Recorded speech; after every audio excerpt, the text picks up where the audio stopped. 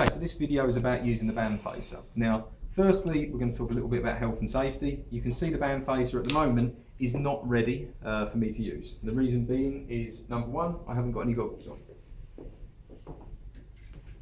So, I need to put my goggles on to make sure that any flying particles are not going to come out and hit me in the eyes.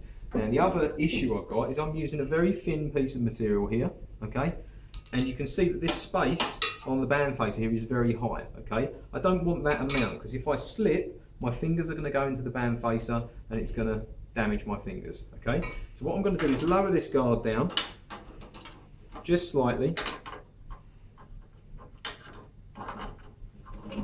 and take it down to a point where I've literally just got a small amount of space above the thing. So I'll just tighten this back up again, so that it doesn't fall down as I'm using the band facer.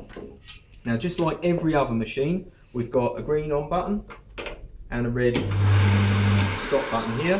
We've also got another stop button there if, for example, my hands were not free, or if someone else was getting injured, you could stop that machine as well.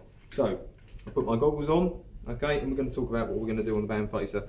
Now, as you can see, I used the coping saw earlier to get close to my line. I'm going to use the band facer to get a little bit closer, yeah? Now, one other thing you need to check when you're using the band facer is the angle of this bed is at 90 degrees. Now, there's a handle on the side, and if we turn it anti-clockwise or left, you can see that this will rotate.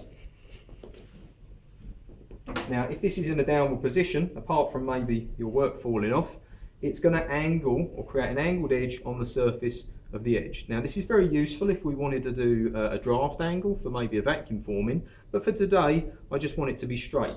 So I'll make sure that this base is held up as high as it can possibly be, and this handle is tight, so that is not going to move, okay?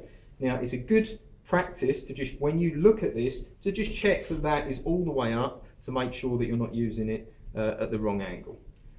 When I'm ready to start, I push the green button, and all I do is I make sure my fingers are well back and I'm not holding my knuckles up like this. What can happen sometimes is as I'm band facing, I don't realise that my knuckles are actually over the surface, and therefore the band can actually graze my knuckles there, and that again can cause injury.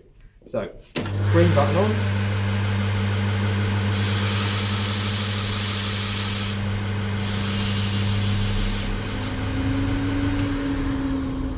So you can see quite quickly that's taken it down to my line, which I had there, and you'll notice that I moved the work around the band, okay? What this basically does is it means that the whole surface of the band gets worn out at the same time, rather than just one area, which would mean I'd have to replace the band more frequently.